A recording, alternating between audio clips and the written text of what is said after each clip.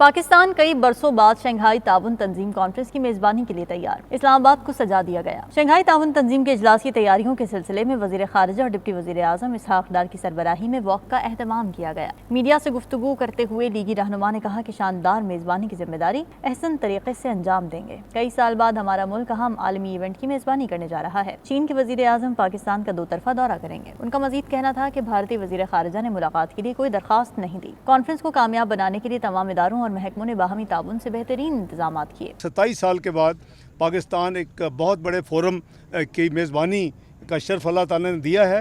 इंशाअल्लाह हम इसको अपनी ज़िम्मेदारी पूरी तरह निभाएंगे। और जो हमारे मेहमान हैं उनमें से कुछ ममालिक हैं, उन्होंने बायलैटरल मीटिंग्स भी मांगी हैं पाकिस्तान से। इंडियन फॉरेन मिनिस्टर जो हैं उनकी तरफ से कोई बायलैटरल की रिक्वेस्ट नहीं है, हमने भी कोई बायलैटरल की उनको दावत नहीं दी।